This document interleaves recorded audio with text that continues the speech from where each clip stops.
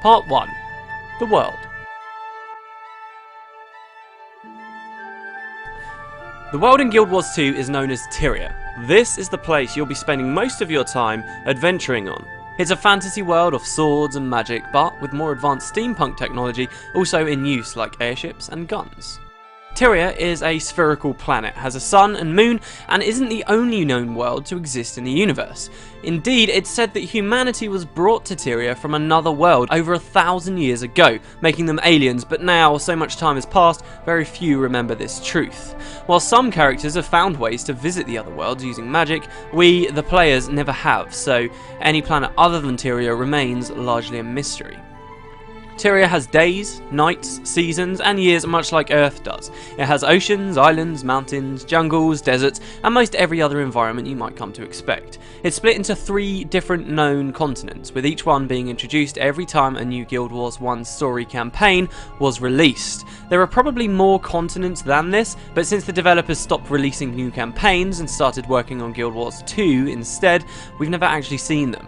Tyria is a large world, but we've only seen a comparatively small slice of it. Confusingly, the first continent we ever got to see has the exact same name as the planet, Tyria. There's a Tyria the world, and then there's Tyria the continent. Maybe a little bit confusing at first, but it's usually easy enough to understand what people mean when they use the name. Tyria, the continent, is the largest continent in the game. It's home to many lands, races, and environments, and it's also the place where the story, before expansions are released, takes place in Guild Wars 2. To the south of Tyria is a continent called Elona. It's known by the men who live there as the Land of the Golden Sun, a hot, tropical place of African influence. It's split into 3 human nations, Istan, Vabi, and Korna, which span what inhabitable land they can. But there's one place in all of Elona where humanity cannot live, the Desolation. This sulphurous wasteland acts as a barrier between Elona and Tyria to the north, killing those who attempt to pass through it.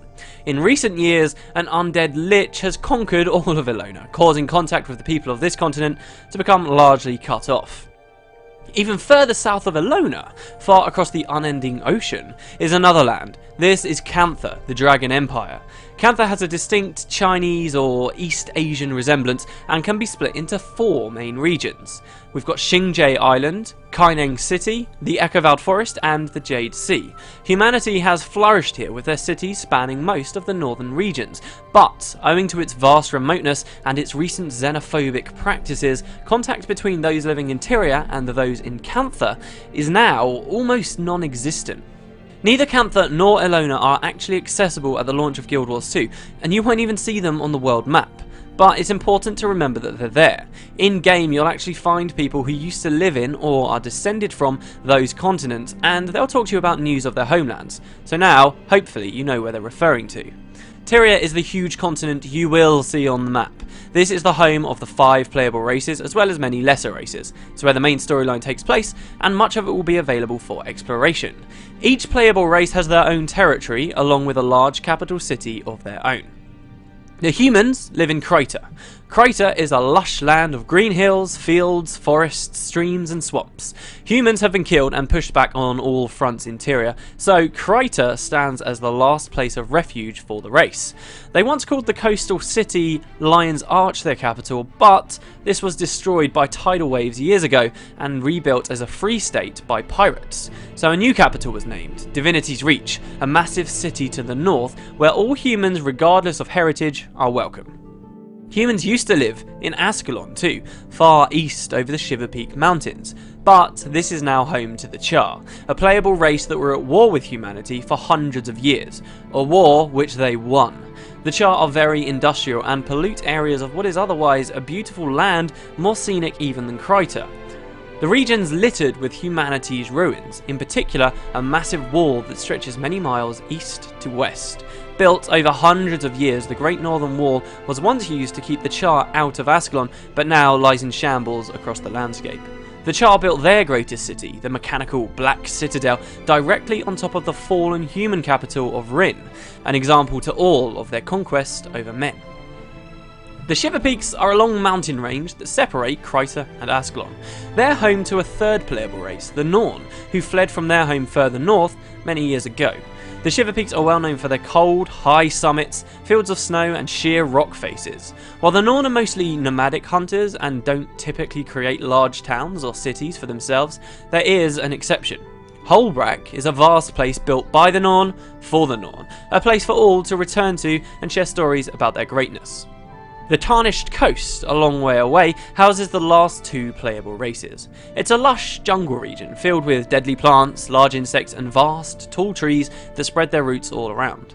25 years ago, the Sylvari were born from an enormous flowering tree to the east of the Tarnished Coast, the Pale Tree. Many Sylvari now travel the world, but they know this place as home, naming it the Grove. To the west are the Asura, who have built a floating pyramid among the jungle trees called Ratasum. Here, the Asura have spent much time creating magical buildings and golems, with little thought towards how they've affected the jungle around them. So that's the 5 playable races, but aside from these guys and their territories, there are also many more areas in Tyria to be explored, though perhaps not all of them will be there at the launch of the game. North of the Tarnished Coast is the Maguma Wastes, a region once as thick with jungle as the Tarnished Coast itself, but now dried up and transformed to a land of red cliffs, cracked earth and dust. North of Kryta lie the Verdant Forests and the Isles of Janthir, which could be potential homelands for the Messart, a race of evil spellcasters from Guild Wars 1 that had a big role in the original game.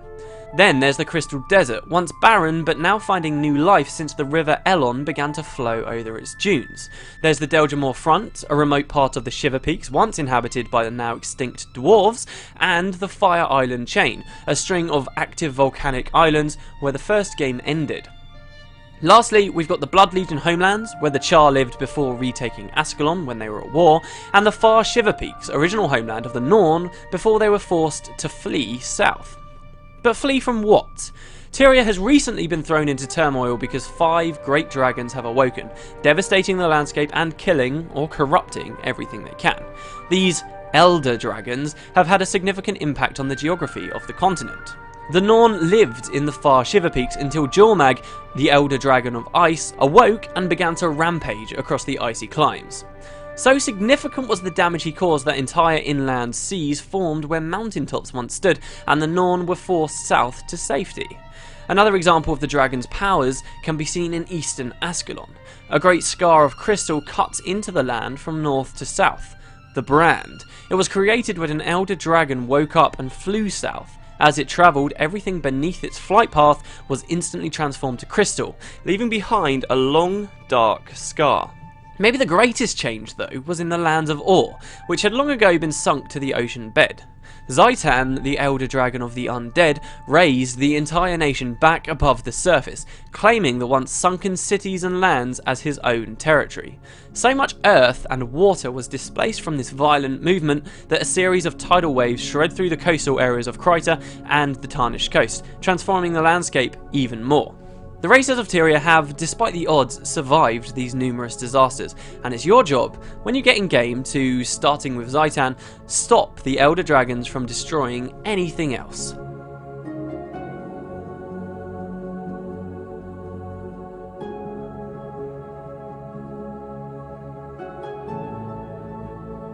So that's what we know about Tyria. Next video we'll rewind 250 years to the world before the dragons woke up and changed so much, and we'll tell the story of Guild Wars 1. Now you know where it was set, it's time to find out exactly what happened. Thanks for watching.